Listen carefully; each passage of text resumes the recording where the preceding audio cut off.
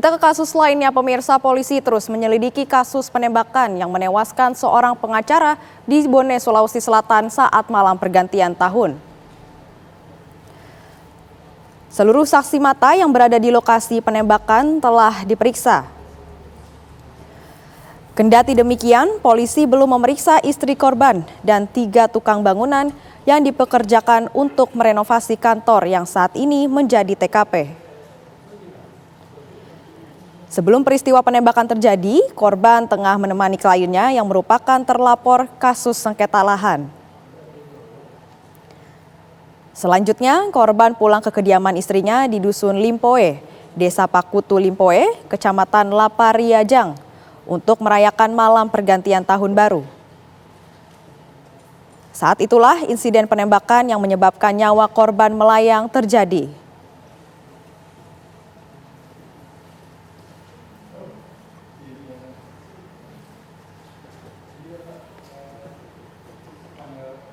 Kasus penembakan yang menewaskan seorang pengacara di Bone, Sulawesi Selatan saat malam pergantian tahun masih terus diselidiki oleh polisi. Pihak Pradi Makassar meyakini kasus ini merupakan pembunuhan berencana.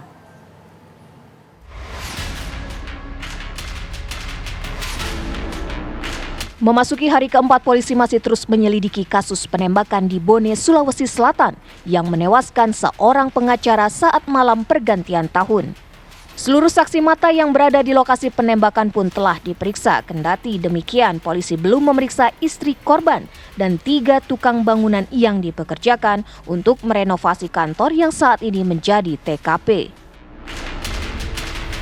Untuk saksi-saksi yang sudah kami periksa dan tuangkan dalam BAP yaitu 11 orang.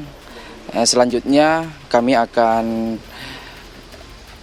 melakukan pemeriksaan saksi-saksi yang berkaitan dengan tindak pidana tersebut. Sebelum peristiwa penembakan terjadi, korban tengah menemani kliennya yang merupakan terlapor kasus sengketa lahan. Selanjutnya korban pulang ke kediaman istrinya di Dusun Limpoe, Desa Pakutu Limpoe, Kecamatan Lapariajang untuk merayakan malam pergantian tahun baru. Saat itulah insiden penembakan yang menyebabkan nyawa korban melayang terjadi. Tim Laboratorium Forensik Polda Sulawesi Selatan telah memeriksa proyektil peluru yang bersarang di wajah Rudi. Hasilnya menunjukkan pengacara itu ditembak menggunakan senapan angin dengan proyektil kaliber 8 mm. Menurut rekan sesama pengacara, kasus penembakan ini diduga berhubungan dengan sengketa lahan yang saat ini tengah ditangani oleh korban.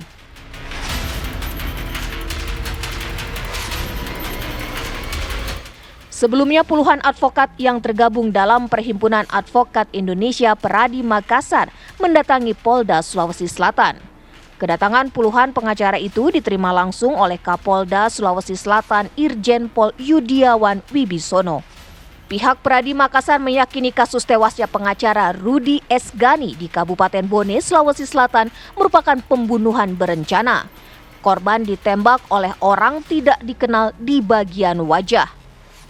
Dewan Penasihat DPC Pradi Makassar Tajudin Rahman menyatakan pelaku diduga telah melakukan perencanaan matang.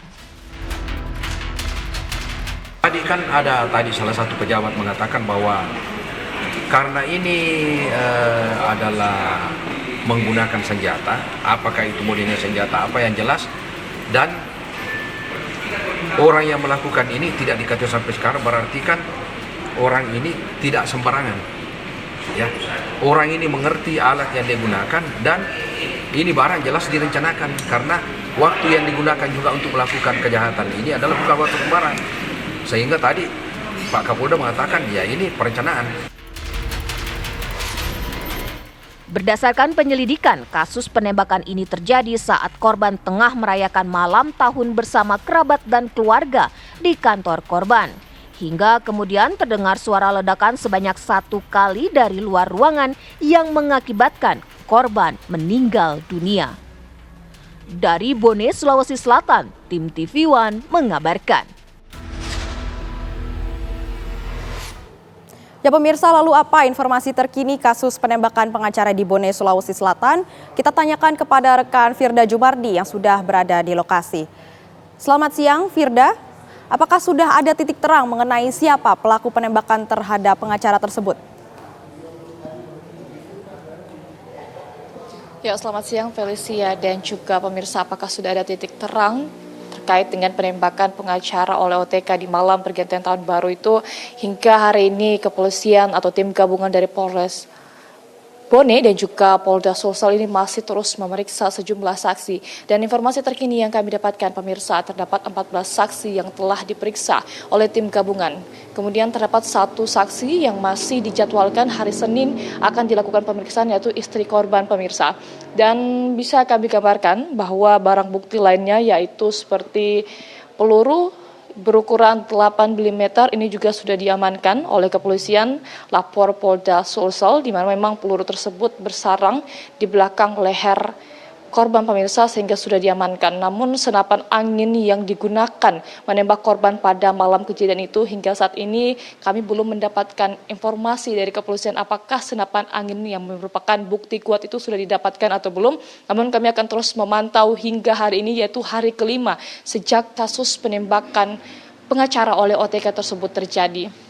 Dan pemirsa, dapat saya gambarkan juga bahwa di TKP memang saat itu keluarga tidak mengira jika suara tembakan itu ternyata langsung menembus wajah korban, begitu pemirsa, karena memang di TKP tersebut pintu dan juga jendela memang tidak ada pembatas, sedang tidak ada cermin karena memang sedang dilakukan renovasi. Dari Pradi Makassar juga mengatakan bahwa diduga kasus ini memang terkait dengan sengketa lahan yang sedang dijalani oleh korban tersebut, yaitu Abdul Esgani.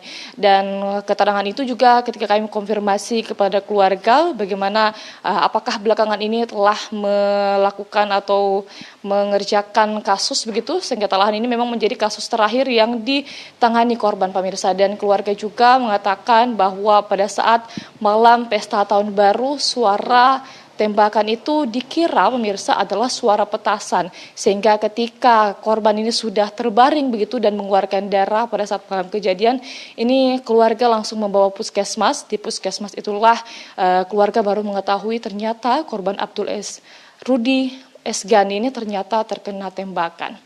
Demikian Felicia yang dapat kami update hingga hari ini. Ya, terima kasih Firda Jumardi atas laporan Anda. Selamat bertugas kembali.